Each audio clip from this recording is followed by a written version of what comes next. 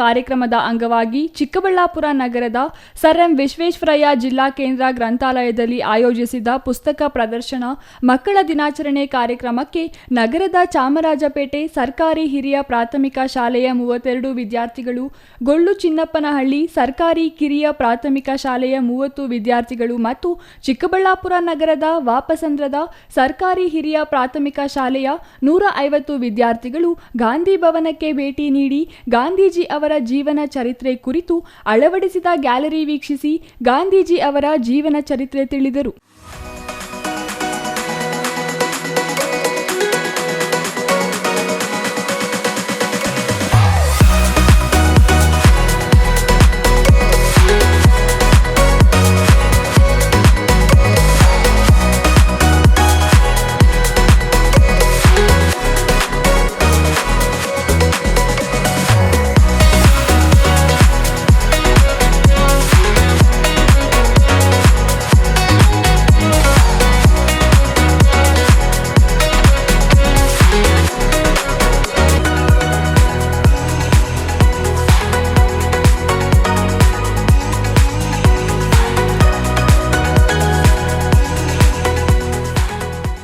ಈ ಸಂದರ್ಭದಲ್ಲಿ ಚಾಮರಾಜಪೇಟೆ ಸರ್ಕಾರಿ ಹಿರಿಯ ಪ್ರಾಥಮಿಕ ಶಾಲೆಯ ಮುಖ್ಯ ಶಿಕ್ಷಕಿ ವೆಂಕಟಲಕ್ಷ್ಮಮ್ಮ, ಗೊಳ್ಳು ಚಿನ್ನಪ್ಪನಹಳ್ಳಿ ಸರ್ಕಾರಿ ಕಿರಿಯ ಪ್ರಾಥಮಿಕ ಶಾಲೆಯ ಮುಖ್ಯ ಶಿಕ್ಷಕಿ ಶಶಿಕಲಾ, ವಾಪಸಂದ್ರ ಸರ್ಕಾರಿ ಹಿರಿಯ ಪ್ರಾಥಮಿಕ ಶಾಲೆಯ ಶಿಕ್ಷಕ ಪಿವಿ ನೂತನ್, ಟಿಜಿ ಗಿರಿಜಾದೇವಿ ಮತ್ತಿತರರು ಹಾಜರಿದ್ದರು. Nandakumar, CTV news.